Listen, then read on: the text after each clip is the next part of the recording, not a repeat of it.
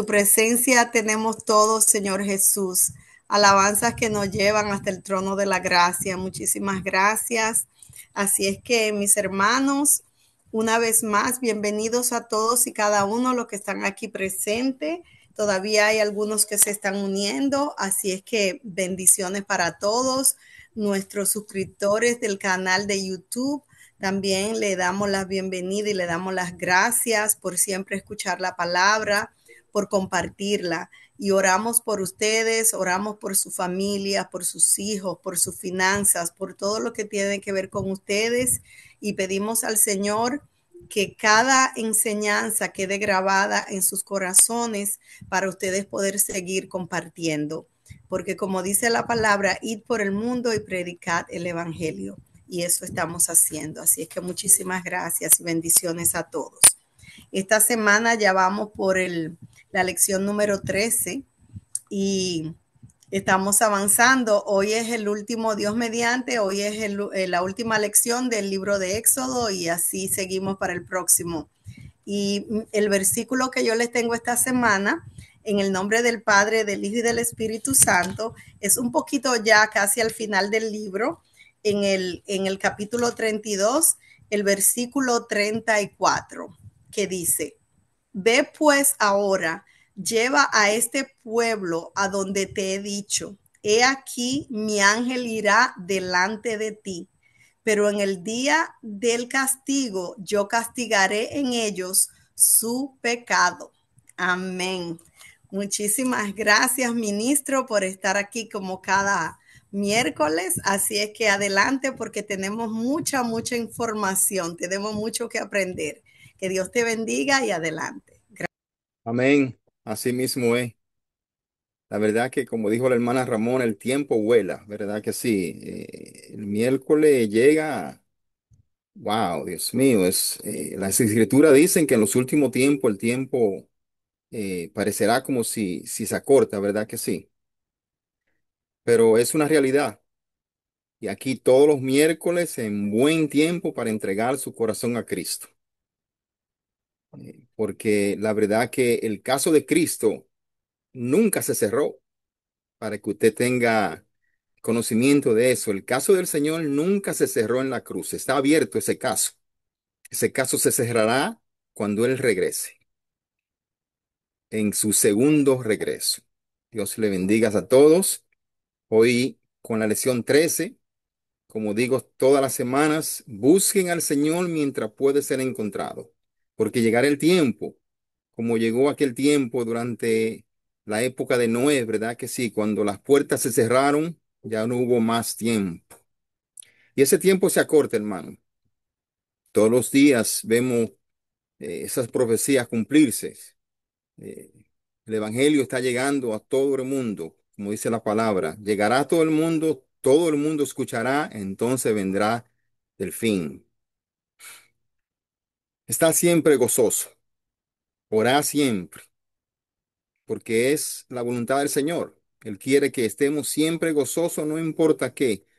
Es un poco difícil algunas veces, ¿verdad? En este mundo caído, en este mundo con tanta tristeza, con tanta traición, eh, pero nosotros somos la luz del mundo y la luz no se puede apagar, ¿verdad que sí? La luz tiene que brillar siempre, no importa por dónde esté pasando la luz, siempre tiene que brillar. Y eso es lo que vamos a tratar nosotros de ser siempre, luz para el mundo, hermanos. Ah, La semana pasada hablamos sobre la construcción del tabernáculo y las instrucciones exactas del Señor, porque de eso se trata este libro, ¿verdad que sí? De seguir instrucciones exactas del Señor. Y el Señor nos dejó este santo libro a nosotros para que nosotros siguiéramos sus instrucciones, así como las siguió Moisés y otros grandes hombres de la Biblia, ¿verdad? Que aunque fallaron, nos muestran a nosotros cómo no fallar, porque eso es. Cada historia de la Biblia nos muestra a nosotros cómo nosotros caminar más cerca del Señor, cómo nosotros obedecer las órdenes del Señor, los mandatos del Señor y, y ser luz para este mundo, ¿verdad? La semana pasada vimos cómo Moisés siguió esas instrucciones al pie de la letra a construir ese tabernáculo, ¿verdad? El primer templo, como dice las escrituras, para Dios en la tierra. Y como vimos la semana pasada, fue un modelo celestial. Se construyó ese modelo de acuerdo a las instrucciones y a la visión que el Señor le dio a Moisés. Y como dije anteriormente, como usted no vivió en la época de Moisés, esté preparado para ver en el cielo ese tabernáculo, porque es un modelo celestial. Eso fue lo que se le dijo a Moisés, ¿verdad que sí? Más adelante se le dice a Moisés que construya el arca, el pacto, ¿verdad? Otros artículos para la adoración del Señor. Y también le dijo a Moisés, y hará un propiciatorio de oro fino, dice él, cuya longitud será de 2 codos y medio y su anchura de codo y medio. Otra vez el Señor da instrucciones exactas. Él no solamente dice construye un propiciatorio, sino dice construye un propiciatorio con estas medidas. Y hoy el Señor nos dice a nosotros también con exactitud qué hacer y qué no hacer, cómo seguir sus leyes, sus mandatos. Pero nosotros algunas veces, como aquel pueblo, ¿verdad? Nos olvidamos de seguir las leyes del Señor, las leyes que están escritas en ese santo libro que Él nos dejó, ¿verdad? En las instrucciones que le dio a Moisés para hacer este propiciatorio, dice que, que harás pues un querubín, dice él, en un extremo y un querubín al otro extremo. Y los querubines dice que extenderán por encima las alas, cubriendo con sus alas el propiciatorio. Dice que sus rostros, el uno el frente al otro, mirará al propiciatorio. Esas son instrucciones exactas, ¿verdad que sí? Dice que los rostros de los querubines mirarán uno al otro. Vasquez, Dr. Vasquez, Fort Washington Medical. Un segundito. El teléfono está sonando aquí. Dice, y pondrá el propiciatorio encima del arca. Y en el arca pondrás el testimonio que yo te daré. El testimonio que yo te daré. Dice, y de allí me declararé a ti y hablaré contigo sobre el propiciatorio. Wow. De entre los querubines, dice él, y están sobre el arca del testimonio. Recordemos la historia de la mujer samaritana, ¿verdad? Una historia que nos enseña mucho, ¿verdad que sí? Antes de Jesucristo venir a esta tierra, el Señor le dio esas instrucciones exactas a Moisés de hacerles este tabernáculo para que él pudiese hablar con su pueblo. Y yo digo que hoy nosotros somos bienaventurados porque en esa reunión que el Señor tuvo con la samaritana, hubo una información muy importante con referencia a alabar al Señor, porque antes solo se podía alabar al Señor en el templo, ¿verdad? En el tabernáculo. Sin embargo, el Señor Jesucristo le dice a la samaritana, le dice que vendrá el tiempo donde nosotros ¿Qué es vamos lo a que dice poder la lectura que alabar y tengo que hacer? glorificar el nombre del Señor donde quiera. Hoy es el tiempo. Hoy no necesitamos ir a ningún sitio para alabar y glorificar al Señor. Lo podemos hacer en cualquier sitio. Lo estamos haciendo aquí nosotros. Lo pueden ustedes hacer en su casa. Reunirse dos y tres y alabar al Señor. ¿Verdad que sí? Ahora, cuando leemos esa gran historia de cómo Moisés construyó ese tabernáculo, vemos que lo hizo con instrucciones exactas del Señor. ¿Verdad? Eh, Dice que el Señor dio instrucciones al pie de la letra. ¿Ok? Y esa es la razón por la cual nosotros en este libro de Éxodos vemos cómo Él nos muestra a nosotros hoy en día cómo seguir instrucciones. ¿Ok? El pasaje de Juan 4:24, 4:23, 4:24, aquí, creo que no está en la lista ese. eh, Ese no está en la lista, ¿no? Explica que la adoración ya no está ligada a un lugar físico, como en el monte o en Jerusalén, sino ahora que los verdaderos adoradores aquí deben adorar al Padre en espíritu y en verdad, de forma sincera, ¿verdad? Y guiada por el Espíritu Santo. Recordemos algo, que en Israel un querubín simbolizaba el asistente y el mensajero de los espíritus de Dios, como lo narra Salmo 104, 3 y 4, que es la primera lectura de esta lección.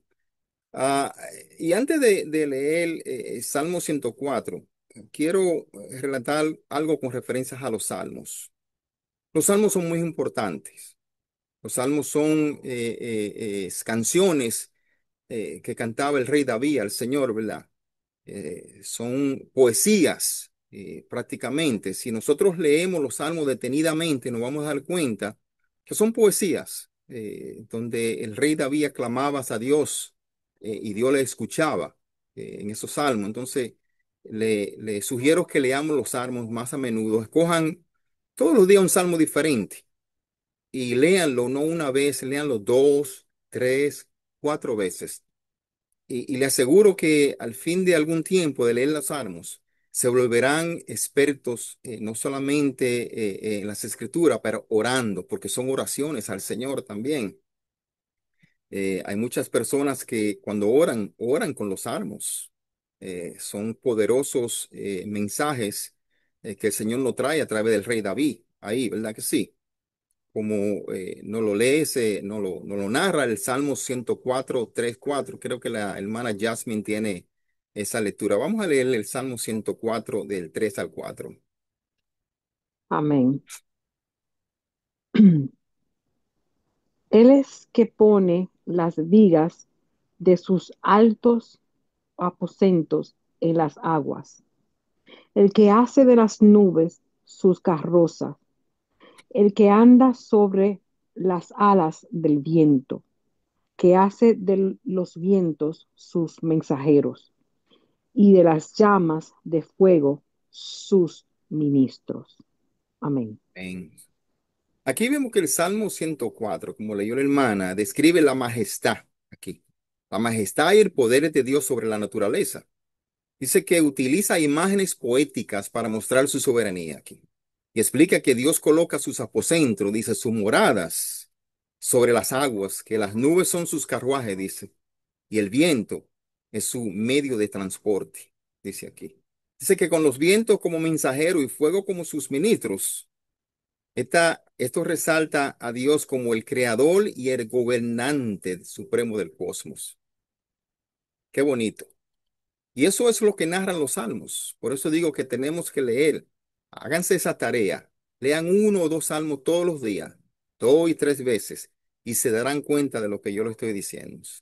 Vamos a continuar la lectura aquí en Éxodos 25, que la tiene, creo, la hermana Ramona, del 10 al 11. Amén. Harán también un arca de madera de acacia, cuya longitud será de 2,5 codos, su anchura de 1,5 codos, y su altura de 1,5 codos. Y la cubrirás de oro puro, por dentro y por fuera, y harás sobre ella una cornisa de oro alrededor. Amén. Más instrucciones exactas da el Señor. Dice, 2,5 codos y de 2,5 codos y codo y medio. Aquí el Señor manda hacer un arca. Dios continúa dando sus instrucciones exactas a su pueblo. Y Él no termina, porque hoy en día todavía Él nos da esas instrucciones exactas a nosotros que somos su pueblo. Ahora, aquí hay algo que requiere atención y aclaración. Con referencia a Éxodo 24 y lo que leímos anteriormente de Éxodo 25, 10 al 11. Y vamos a leer el Éxodo 24 para aclarar algo aquí que necesita ser aclarado antes de seguir. ¿Quién me lee Éxodos 24? Creo que el hermano Jesús lo tiene.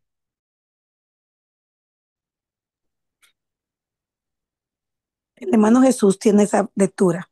Amén. Hermano Jesús está por ahí. Hermano Jesús.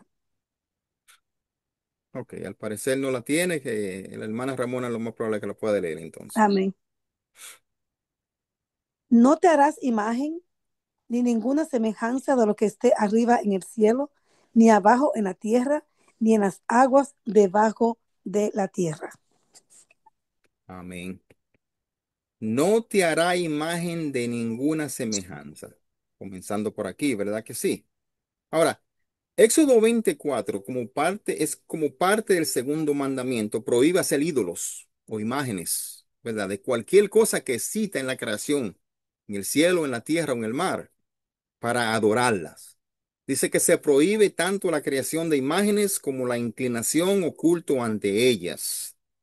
Esto es un versículo súper poderoso que muchos que van a aquellas iglesias que se postran delante de figuras deberían de estudiarlo más a menudo, porque el Señor aquí prohíbe hacer, ¿verdad que sí? Ahora, el propósito aquí es adorar únicamente al Dios verdadero, quien no puede ser representado físicamente por nada. Aquí este mandamiento aquí busca asegurar que la adoración se dirija a Dios de manera exclusiva y que no se le reste honra a través de la idolatría, que sustituye a Dios por objetos o imágenes. Y lamentablemente eso lo vemos todos los días, ¿verdad? Aquí la orden es no crear nada que represente a seres o cosas existentes, ángeles, animales, personas, etcétera, o cualquier otra cosa. Dice que no se debe inclinar ni rendir culto a estas imágenes, incluso si son semejanzas de cosas legítimas, incluso si son semejanzas de cosas legítimas. Aquí el mandamiento establece que Dios es celoso y no tolera que se le dé la honra debida a él, a otros dioses o otros ídolos. ¿Ok?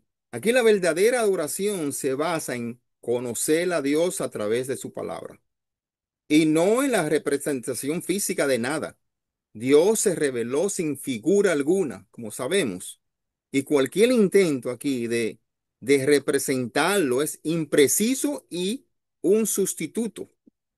Y es un Dios celoso. La idolatría, hermanos y hermanas, no se limita a objetos físicos, recordemos esos, sino que puede extenderse a la adoración de éxito, de dinero, de fama o incluso a la propia opinión de las personas. Hoy las personas adoran su opinión, idolatran su opinión. Eso lo vemos todos los días en las redes sociales. Es más, lo vemos en templos de adoración. ¿Sí? Y cuando estos reemplazan a Dios en el corazón de una persona, automáticamente se vuelve idólatra.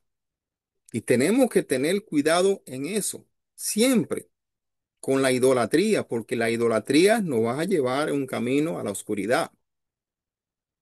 Ahora, aquí se podría malinterpretar, decir que Éxodo 24 contradice a Éxodo 25:10.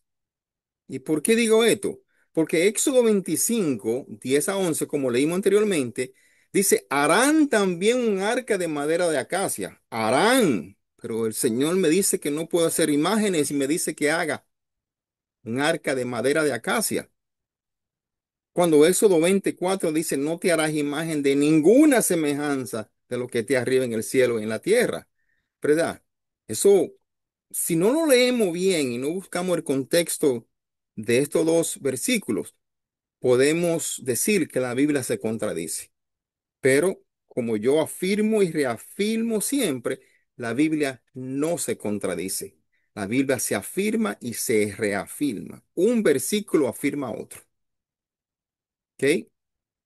Aquí Éxodo, como dije anteriormente, también conocido como el segundo mandamiento, prohíbe crear o adorar imágenes de ídolos, ¿verdad? Figuras o cualquier cosa que sea semejante a lo que está en el cielo o en la tierra o debajo del mar. Aquí el objetivo es evitar la idolatría, como dije anteriormente. La prohibición aquí se aplica a cualquier representación que pueda desviar la fe o el corazón de los creyentes de su relación exclusiva con Dios. Ahora, la prohibición de hacer imágenes se refiere a la creación de ídolos para adorarlos. la creación de ídolos para adorarlos. En contraste con la orden aquí de construir el arca de la alianza, que era un objeto sagrado con un propósito simbólico y de adoración dirigida a Dios. Aquí el propósito de la prohibición era evitar la idolatría y la falsa adoración, mientras que la orden de construir el arca aquí tenía un objetivo específico: simbolizar la presencia de Dios entre su pueblo y servir como un lugar sagrado de adoración a Él, ¿verdad? Ahora, el arca era el lugar de expiación o de propiciación. Por lo tanto, era un lugar donde se interpretaba el favor de Dios hacia su pueblo, como lo vimos.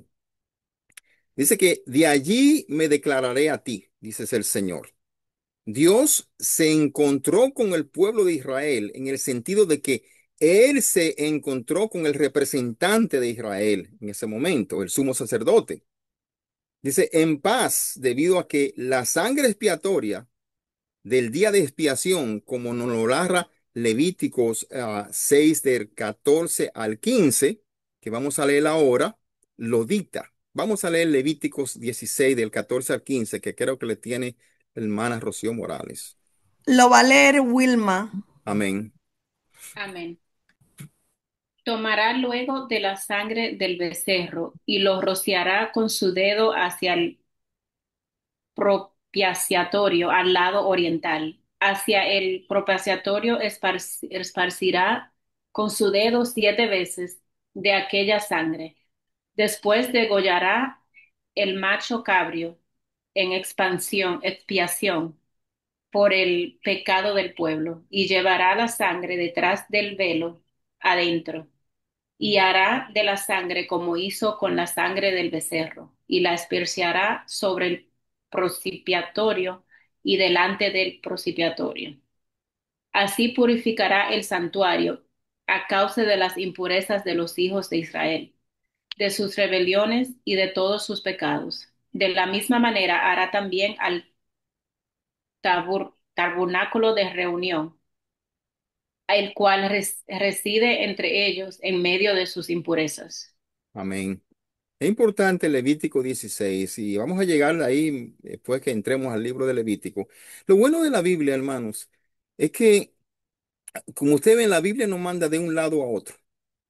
Un tema confirma a otro. Si nos ponemos a leer la Biblia en forma literal, versículo por versículo, en una historia, quizá no vamos a perder.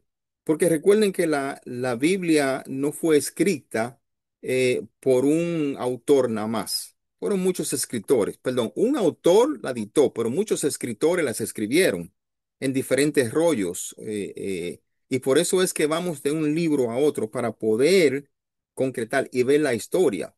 Ahora, aquí en Levítico 16 vemos algo muy importante. Dice, tomará luego de la sangre.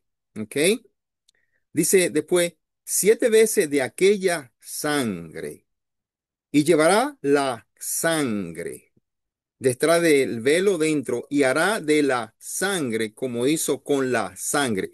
¿Cuántas veces Levítico 16 menciona la palabra sangre? Aquí, ¿verdad que sí? Muchas veces. ¿Ok?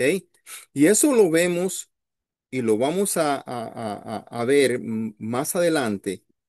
¿Qué es la sangre y por qué la sangre de Jesucristo nos cubre a nosotros del pecado? ¿Verdad que sí? Aquí el significado bíblico, la propiciación, es el sacrificio de Jesucristo que satisface la justicia divina.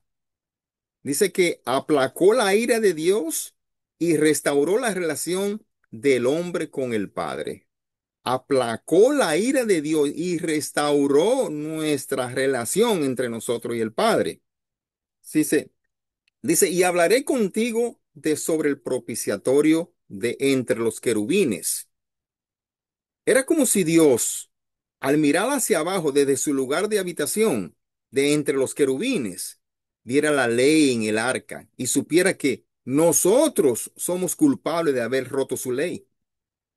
Pero y gracias al Señor, pero la sangre expiatoria del sacrificio era rociada en el propiciatorio, dice, para que Dios viera la sangre cubriendo lo que sería el quebrantamiento de su ley y así el perdón podría ser ofrecido.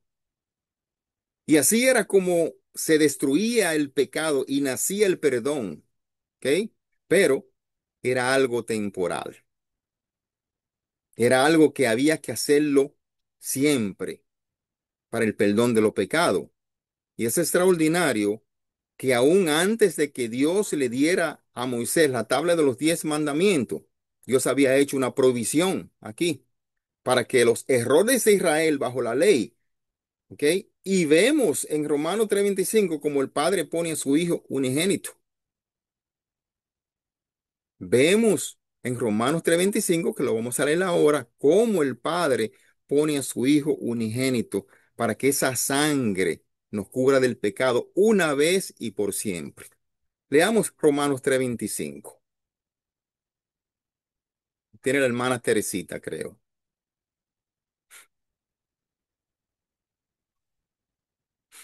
¿Está la hermana Teresita? Sí, amén. Está Amén. aquí con eh, Romanos 3:25.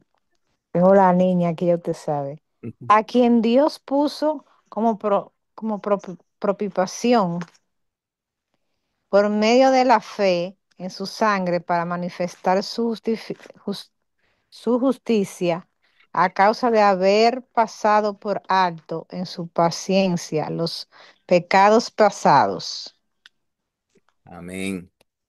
A quien Dios puso como propiciación por medio de la fe en su sangre para manifestar su justicia.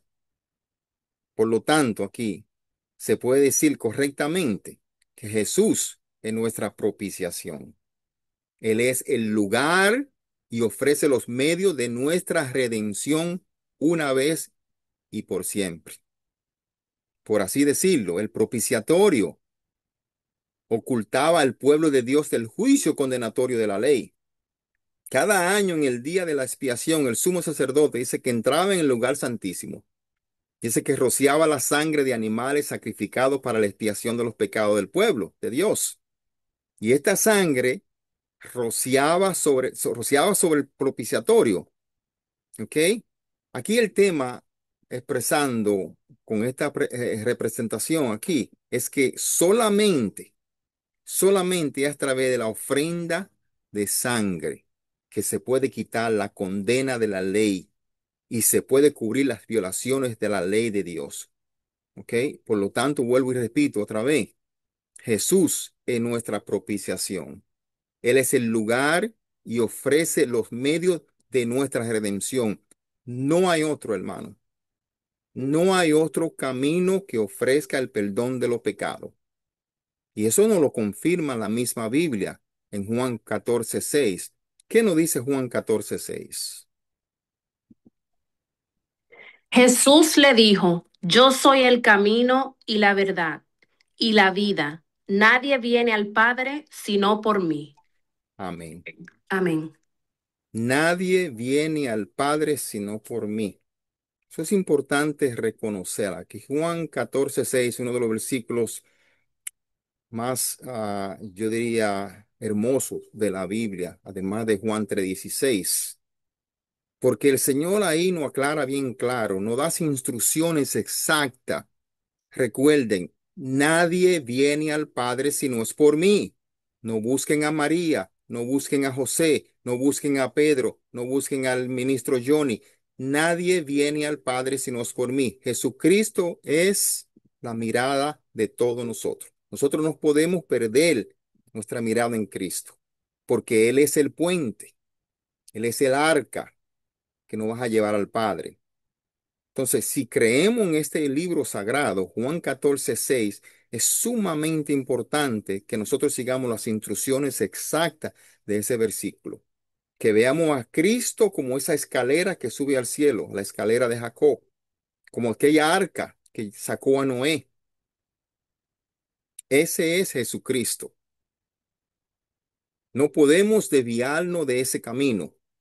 Hoy vendrán muchos y le dirán que hay muchos otros caminos para llegar al cielo, pero no lo hay, porque fue el único que dio su sangre sagrada por nuestros pecados. El único, por su sangre somos cubiertos. Recordemos eso, hermanos.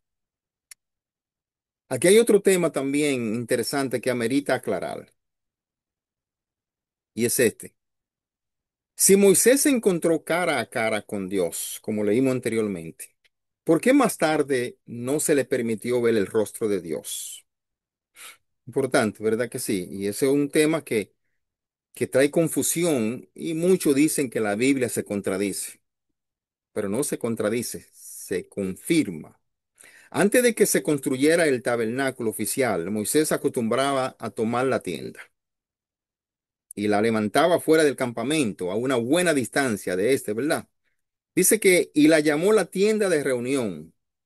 Y sucedía ahí que todo el que buscaba al Señor salía a la tienda de reunión, que estaba fuera del campamento, ¿verdad? Donde se reunían y Moisés dice que hablaba cara a cara con el Señor. Vamos a ver qué dice Éxodo 33:7. ¿Quién tiene Éxodo 33:7? Amén. Y la palabra se lee en el nombre del Padre, del Hijo y del Espíritu Santo. Amén. Y Moisés tomó el tabernáculo y lo levantó lejos, fuera del campamento, y lo llamó al tabernáculo de reunión. Y cualquiera que buscaba a Jehová salía al tabernáculo de reunión que estaba fuera del campamento. Amén. Dice que cuando Moisés visitaba esta tienda de reunión para interceder por el pueblo de Israel, dice que la columna de nube descendía y permanecía a la entrada de la tienda. Dice que el Señor hablaba con Moisés. Wow. Si usted puede encerrar sus ojos por un momento y visualizar eso en su corazón, ese templo, ese tabernáculo en medio del desierto con esa nube encima, eso es algo impresionante, ¿verdad que sí? Son cosas que vieron los patriarcas y el pueblo de Israel. Nosotros no lo vimos, pero lo podemos sentir. La Biblia lo trae en su palabra como vida, ¿verdad? Eh, Aquí en el versículo 9 dice que la posición de favor de Moisés ante Dios queda patente en el hecho de que el Señor acostumbraba a hablar con Moisés cara a cara, como habla un hombre con su amigo, ¿verdad que sí? En el versículo 11. Sin embargo, más adelante, en el mismo capítulo, Moisés pide ver la gloria de Dios. Y Dios responde, yo haré pasar toda mi bondad delante de ti y proclamaré, dice el Señor, el nombre del Señor delante de ti. Pero, dice, no puedes ver mi rostro, porque nadie puede verme y vivir. Lo dice claro, ¿verdad que sí? Porque nadie me puede ver y vivir. Entonces, ahí como que me trae un poco de confusión. Porque si me dice que Moisés hablaba cara a cara con el Señor en el versículo anterior, ahora me dice que no puede ver mi rostro porque nadie me puede ver y vivir. Y eso no lo confirma Éxodo 33:19-20. Vamos a leer Éxodo 33:19-20. La hermana Mercedes lo tiene. Yo lo voy a leer por Mercedes. Amén. Y le respondió, yo haré pasar todo mi bien delante de tu rostro y proclamaré el nombre de Jehová delante de ti. Y tendré misericordia del que tendré misericordia y seré clemente para con el que seré clemente. Amén. Dijo más, no podrás ver mi rostro porque no me verá hombre y vivirá. Amén. Amén. Dice, no podrá ver mi rostro porque no verá hombre y vivirá. Claro, de ahí no canta un gallo, ¿verdad? Por aquellos que dicen que ven a Dios y están vivos, tengamos cuidado. Las visiones que Dios nos da son visiones de corazón, no de vista. Nosotros somos hombres y mujeres pecadoras, pecadores, y no podemos ver la gloria del Señor porque morimos. Y el Señor lo dice bien claro, se lo dijo a Moisés. Y no hay diferencia entre el Antiguo Testamento y el Nuevo Testamento, porque Dios es el Dios del Antiguo y del Nuevo Testamento. Es el mismo, no ha cambiado. ¿Ok? Aquí vemos que para proteger a Moisés, Dios lo puso en una hendidura de peña, dice, y lo cubrió con su mano al pasar. Dice que después prometió Dios, apartaré mi mano y verá mis espaldas, pero mi rostro no lo verá. Este pasaje aquí suscita varias preguntas más aquí. Y la siguiente pregunta es, ¿acaso tienes Dios realmente mano? ¿Acaso tiene Dios realmente rostro y espalda? Porque Moisés podía hablar con Dios cara a cara en el versículo 11, pero no podía ver el rostro de Dios en el versículo 23. ¿Qué tiene de fatal ver el rostro de Dios? Sabemos que Dios es espíritu, ¿verdad que sí? Porque la Biblia lo dice y lo confirma Juan 4:24. Vamos a leer Juan 4:24. Amén. Dios es espíritu y los que le adoran en espíritu y en verdad es necesario que le adoren. Amén. Amén. Eso lo confirma la Biblia. Dios es espíritu y los que le adoran en espíritu y en verdad es necesario que le adoren. Nosotros le adoramos en espíritu y en verdad, que Dios es espíritu. Ahora, los espíritus no poseen físico. Eso lo sabemos también, ¿verdad que no? No poseen físico. Cuando Moisés habló cara a cara con Dios en Éxodo 33:11, solo hay dos formas posibles de entender esto. O bien Moisés estaba hablando con el Hijo de Dios preencarnado, en lo que le llamamos una cristofanía, o bien el pasaje está utilizando una figura retórica llamada antropomorfismo, en la que se aplican cualidades humanas a Dios. Recuerden lo que hablamos anteriormente. Los pensamientos y los sentimientos de Dios, para nosotros poderlo entender como seres humanos, como mente finita y ojo finito que tenemos que traer esos sentimientos y esos pensamientos a nivel humano para nosotros poderlos entender, porque de otra manera no lo podemos entender. ¿Ok? Y es aquí, ¿ok?, que aplicamos las cualidades de Dios a una forma humana. Aunque una cristofanía es ciertamente posible, probablemente sea mejor considerar que el capítulo utiliza figuras retóricas aquí. Ahora, para los que todavía no saben lo que es una cristofanía es una aparición preencarnada de Jesucristo en el Antiguo Testamento. Es un tipo específico de teofanía, una aparición de Dios en la que la manifestación es identificada como Cristo antes de su nacimiento. ¿Ok? Y eso lo vamos a ver muy a menudo. Es el ángel de Dios, Jesucristo encarnado, ángel de Dios, que aparece en el Antiguo Testamento por doquiera. ¿Ok? Como dije anteriormente, si estudiamos un libro de la Biblia y no encontramos el ángel del Señor, Jesucristo, regresemos del comienzo porque está en todos los libros del Antiguo Testamento. No en uno. En Génesis lo encontramos, ya lo encontramos aquí y lo vamos a seguir encontrando porque para Él y por Él se hizo todo. Él está desde el principio. Él es el yo soy, la misma esencia del Señor. Aquí los términos cara a cara, mano y espalda, en Éxodo 33, no deben tomarse literalmente. No podemos tomarlo literalmente. Y cara a cara, al ser idiomático aquí, también es metafórico. ¿Ok? En el versículo 11, el modismo cara a cara se refiere a que se puede entender simplemente como íntimamente. Recordemos algo. Algunas veces nosotros decimos, yo necesito tener un cara a cara contigo. No significa que tengo que ver tu cara. Significa que quiero una conversación íntima contigo. Eso se menciona muy a menudo, ¿verdad que sí? Moisés hablaba con Dios familiarmente, como un hombre habla con un amigo, en los versículos 20 y 23. Cara y espalda, aquí, hacen referencia a la gloria y a la bondad de Dios, en los versículos 18 y 19.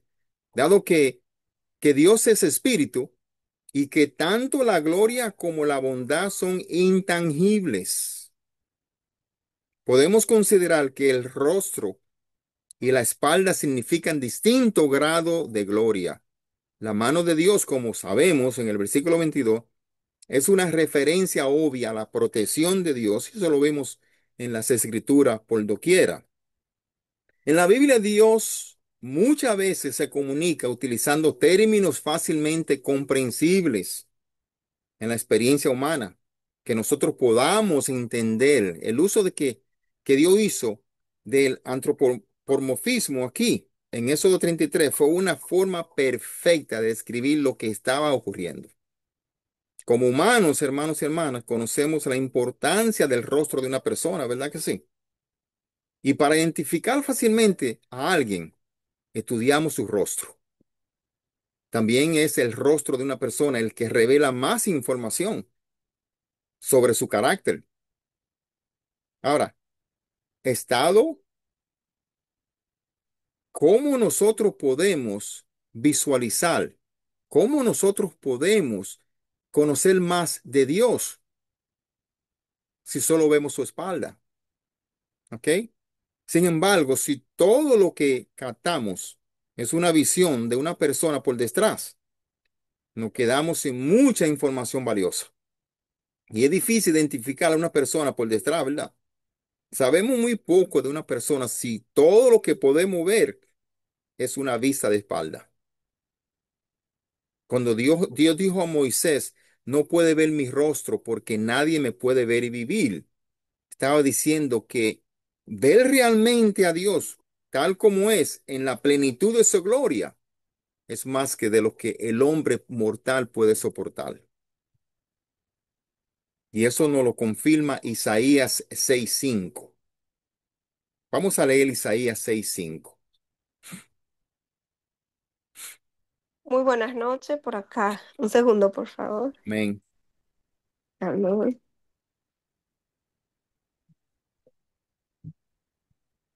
Buenas noches, gloria a Dios. La palabra de Dios se lee en nombre del Padre, el Hijo y el Espíritu Santo. Isaías 6:5. Entonces dije, ay de mí, que soy muerto, porque siendo hombre inmundo de labios y habitando en medio del pueblo que tiene labios inmundos, han visto mis ojos al Rey, Jehová de los ejércitos. Palabra de Dios. Te alabamos, Señor. Amén. Amén. Amén. Qué linda. Gracias. Isaías 6:5. Me fascina ese versículo a mí porque yo todos los días le pido al Señor, el Señor, pasa ese carbón por mis labios inmundos para yo ser como tú, para yo poder verte, para yo poder sentirte. Y todos los días nosotros como cristianos debemos de tener ese deseo de que el Señor pase ese carbón por nuestros labios para que nosotros podamos estar más cerca, porque como pecadores tratamos de acercarnos al Señor, pero hasta que no seamos como Él, no vamos a poderlo ver. Sí. Y aquí, para proteger a Moisés, Dios solo iba a revelar aquella parte de su majestad y poder que fuera humanamente posible asimilar. Dice que Dios comunicó este plan a Moisés de un modo que todos podemos comprender lo que él quiso decir.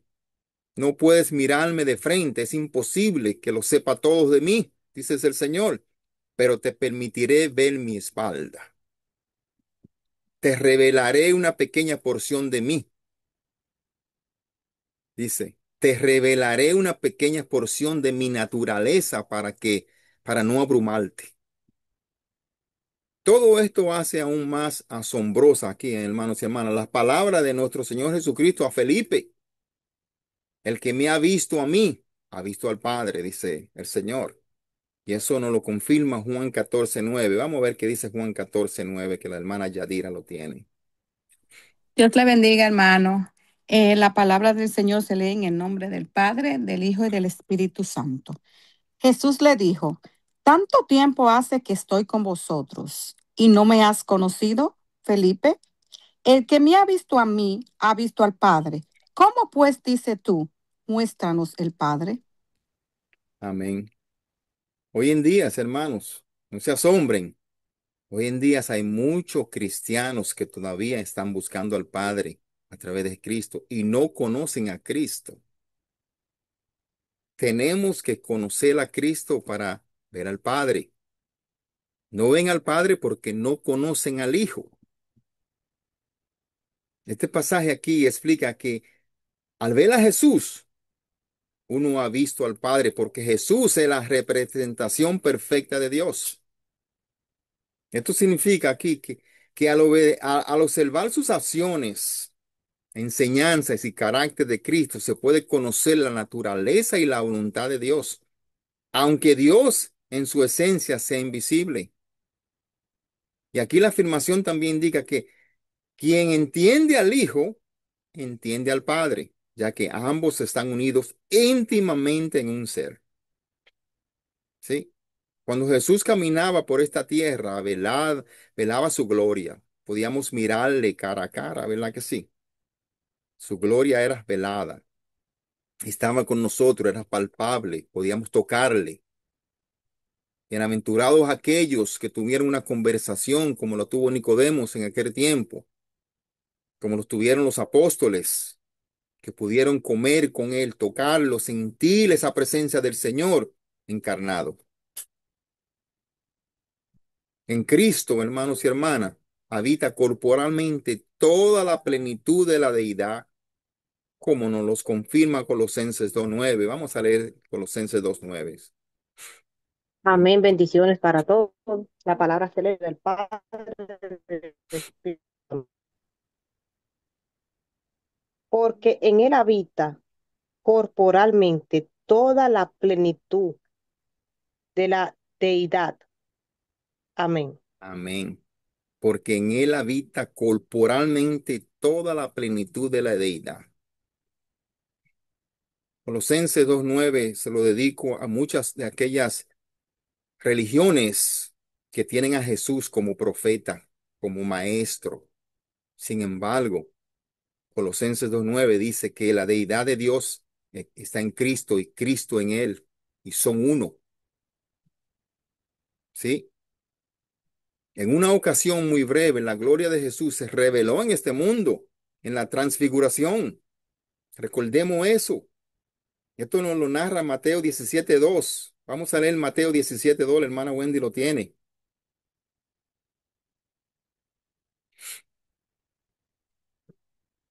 Amén, amén, perdón, estaba quitando del mute. Amén.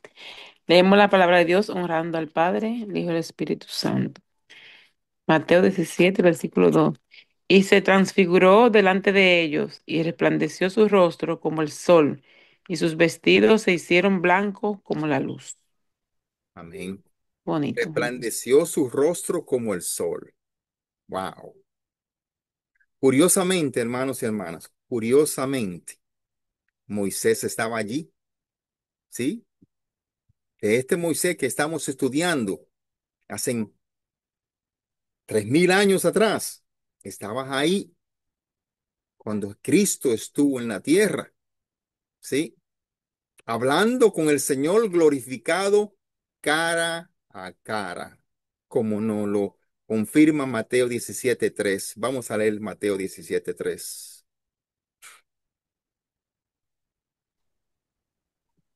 ¿Alguien me lo lee? Mateo Amén. 17:3. Amén. Amén. Y he aquí les aparecieron Moisés y Elías hablando con él. Amén. No lo Amén. digo yo, lo dice la Biblia. Y aparecieron con él Moisés y Elías hablando cara a cara en su transfiguración. Será una bendición cuando lleguemos al Nuevo Testamento. Tenemos mucho camino de correr y mucho que aprender, pero nos vamos a glorificar en el Señor y el Señor se va a glorificar en cada uno de nosotros y veremos su transfiguración. ¿sí? Ahora, hermanos y hermanas, podemos entender el por qué nadie puede ver a Dios, ¿sí? Nadie puede ver a Dios. Lo podemos sentir, como dijo nuestro Señor Jesucristo a Nicodemo. ¿Sabes qué te está soplando? ¿De dónde viene y para dónde vas? Dice él, el viento, ¿verdad que sí? Así es el Espíritu del Señor. No lo podemos ver, pero lo podemos sentir. Qué bonito, qué grandioso es ese Dios que se deja sentir de un pueblo que le ha dado la espalda. Y Él está ahí. Su misericordia es tan grande que estará ahí hasta el fin, porque Él lo dice en su palabra. Sus promesas son fieles para siempre. Mantengamos la vista siempre en el Señor. Sí. Volviendo a Éxodo, aquí sabemos que Israel sale de Egipto, ¿verdad? A la tierra prometida, a una distancia de aproximadamente 30 a 60 días de camino. Sin embargo, le tomó 40 años para llegar. Ahora, la pregunta surge, ¿por qué se castigó a Israel con 40 años de peregrinación por el desierto? ¿Por qué? Recordemos que peregrinar por el desierto se refiere a la situación de los israelitas aquí, debido a su desobediencia y su incredulidad. Y sabemos que hace casi 3.500 años el Señor liberó a su pueblo de la esclavitud egipcia. Y tal como se describe en Éxodo capítulo 1 al 12, iban a tomar posesión de la tierra prometida, que Dios había prometido a sus antepasados, ¿verdad que sí? Una tierra dice que fluye leche y miel. Y esto nos lo confirma Éxodo 3:8, que la hermana Elena lo tiene. Amén. La palabra del Señor se lee en el nombre del Padre, del Hijo y del Espíritu Santo. Dice así, y he descendido para librarlos de mano de los egipcios y sacarlos de aquella tierra a una tierra buena y ancha, a tierra que fluye leche y miel, a los lugares del cananeo, del eteo, del amorreo, del fereceo, del heveo y del jubiseo. Amén. Hermanos, sin embargo, antes de entrar aquí, se convencieron de que no podían expulsar a los actuales habitantes de la tierra antes de entrar a la tierra prometida. ¿Por qué? ¿Por falta de fe? Porque instrucciones habían. Aquí el Señor da instrucciones exactas de cómo tomar esa tierra, ¿verdad que sí? A pesar de que Dios le había dicho que podían hacerlo, su falta de fe en la palabra y la promesa de Dios provocó la ira de Dios. El castigo con 40 años les sirvió a ellos, vagando en el desierto, dice. Hoy en día, muchos no pisarán la tierra prometida por falta de fe. Y eso es lo que el Señor pide. Fe. Ten fe y te daré la tierra prometida. Cree en mi Hijo. ¿Sí? Dice que una hambruna de 7 años fue la responsable que el pueblo elegido por Dios acabara en Egipto al principio. Llegaron a Egipto porque tenían hambre. Dice que a su llegada, le brindaron comida y tierra. Gracias a José en aquel tiempo, ¿verdad que sí? Ahora, el Señor los saca de Egipto y lo envía a la tierra prometida, a esa misma tierra a la cual ellos salieron anteriormente, pero no tuvieron la fe necesaria a esa generación de llegar y tomar esa tierra. Vamos a leer Números 13 del 18 al 20, a ver qué nos dice eso con referencia a esa tierra. Creo que lo tiene Ah, hermana María. amén, bendiciones, buenas noches. Dice, y observar la tierra como es, y el pueblo que lo habita, si es fuerte o débil, si poco o numeroso. cómo es la tierra habitada, si es buena o mala, y cómo son las ciudades habitadas, si son campamentos o plazas fortificadas, y cómo es el terreno, si es fértil o estéril, si en él hay árboles o no, y esforzaos y tomad del fruto del país, y era el tiempo de las primeras uvas. Amén. Amén. Instrucciones exactas, otra vez. Manden a espías a espiar, a ver cómo es el terreno, si es fértil, cómo es la tierra, quién la habita. El Señor nunca le dijo, mira, no van a poder entrar porque hay gigantes. Nada de eso.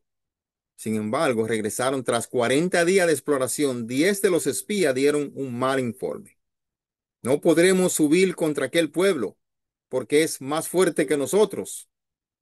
Todo el pueblo que vimos en medio de ellos son hombres de grandes estaturas, y éramos nosotros, a nuestro parecer, como langostas, decían los espías. Pero, pero eso no fue lo que se te envió a hacer.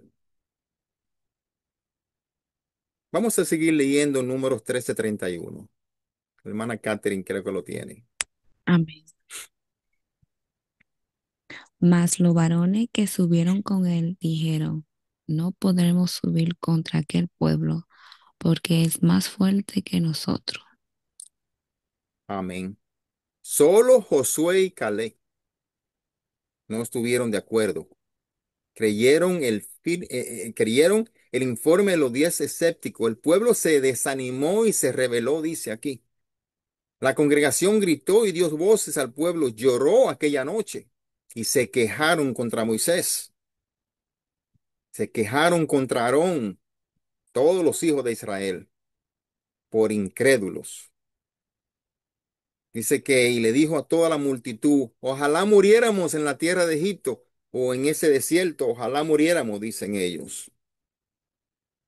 Hermano, después de todos esos milagros que Dios hizo para sacarlo de Egipto, milagros que ellos palparon, que vieron con sus ojos, milagros que muchos desean ver hoy en día, ese pueblo lo vio. Sin embargo, no tuvieron la fe para creer en ese Dios de tomar esa tierra prometida, como no lo indica aquí Números 14 del 1 al 2. ¿Quién tiene números? La hermana Nicole creo que lo tiene. Lo puede leer. Amén. ¿Me escuchan? Amén.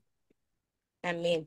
La palabra de Dios se lee en el nombre del Padre, del Hijo y del Espíritu Santo y dice, entonces toda la congregación gritó y dio voces, y el pueblo lloró aquella noche, y se quejaron contra Moisés y contra Aarón, todos los hijos de Israel. Y les dijo toda la multitud, ojalá muriéramos en la tierra de Egipto o en este desierto, ojalá muriéramos. Palabra de Dios. Amén. Amén. Algunas veces yo me pongo a pensar en el pobre Moisés, todo lo que pasó Moisés, que por culpa de ese pueblo no vio la tierra prometida. Porque llegamos a un tiempo, hermano, y es por tal razón por la cual Segunda de Timoteo 3:16, 3:17 es tan importante para nosotros. Tenemos que tener eso siempre en nuestro corazón, ¿ok? Dejarnos instruir por esta palabra. No podemos salirnos del camino de que fulanito ni perencejo vino y me dijo que esto. No, no, no, no, el camino de Cristo. A mí no me saque de ese camino como sacaron a Moisés, que no pudo ver la tierra prometida por ese pueblo, que después que Dios hizo tantos milagros en el desierto, todavía dicen, ojalá muriéramos en la tierra de Egipto, pero te acaban de liberar de Egipto y por poca fe no verá la tierra prometida y arrastraron al hermano Moisés, no a hablarle a la peña, más bien a golpear la peña. Ahí cuando el hermano Moisés dice, entonces el Señor dijo a Moisés, ¿hasta cuándo me has de irritar este pueblo? ¿Hasta cuándo no me creerán con todas las señales que he hecho en medio de ellos? Dice, yo lo heriré de mortandad y lo destruiré. Oiga dónde llega la ira del Señor. El Señor aquí quiere destruir a su pueblo. Sin embargo, aquel que no entró a la tierra prometida Moisés intercedió una vez más por su pueblo y apartó la ira de Dios. Eso nos da una lección a nosotros hoy grande, porque vendrán hombres que nos tratarán de desviar del camino, de endurecer nuestro corazón, de poner oscuridad en nuestros corazones. No dejemos que nada ni nadie traiga oscuridad a nuestros corazones, porque el Señor dice bien claro, si tiene alguien que pelee por ti, soy yo. Tu pelea es mía, yo me vengo, no tú. Aunque Dios lo perdonó, decidió que ellos no verían la tierra de la cual juré a sus padres, dice el Señor. En ese desierto caerán vuestros cuerpos, dice el Señor. Todo el número de los que fueron contados de entre vosotros de 20 años hacia arriba. Todos morirán, ninguno verá la tierra prometida. ¿Sí? Solo sobrevivieron Josué y Caleb de esa generación, porque fueron los que creyeron, los que tuvieron fe. Es una lección grande aquí, hermanos y hermanas. No dejemos que nada ni nadie deje que odio o rencor o mal sentimiento entre a nuestros corazones, porque un corazón oscuro no verás al Señor. El Señor no ve por fuera, ve su corazón. Dios nunca nos llevará donde su gracia no pueda proveernos o su poder no pueda protegernos. De hecho, los israelitas habían visto la poderosa mano de Dios en acción durante las plagas y el milagro de este libro de Éxodo. Sin embargo, como muchas personas caminaban por vista y no por fe, y su incredulidad desagradó a Dios. Sin fe es imposible agradar a Dios.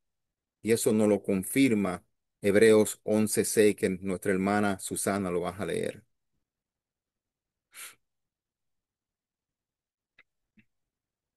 Hermana Susana, ¿se encuentra por ahí? Hermana Susana, ¿habrá ido?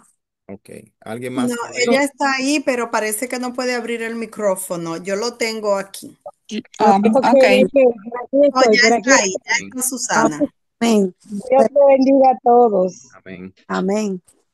Para la gloria del Padre y del Espíritu Santo. Dice, pero sin fe es imposible agradar a Dios, porque es necesario que el que se acerca a Dios crea que le hay y que es galardonador de los que le buscan. Amén. Amén. Sin fe es imposible agradar a Dios, porque de tal manera amó Dios al mundo que dio a su Hijo unigénito para que en él que cree no se pierda, mas tenga vida eterna. Dice él, yo soy el camino, la verdad y la vida. Nadie viene al Padre si no es por mí. Esos dos versículos aquí resumen el camino de nosotros. ¿Qué hizo Dios por nosotros y qué tenemos que hacer nosotros por Él para que algún día podamos vernos de nuevo? Y esta verdad nunca ha cambiado y seguirá hasta su regreso. Dios le bendiga, hermanos. Llegamos hasta aquí gracias al favor y la misericordia de Dios. Su tarea para la próxima semana es leer el libro de Levítico, por lo menos 4 capítulos cada día. Repase nuestro estudio de Éxodo según sus propias notas. Recuerde eso. Marque su Biblia. Márquelas.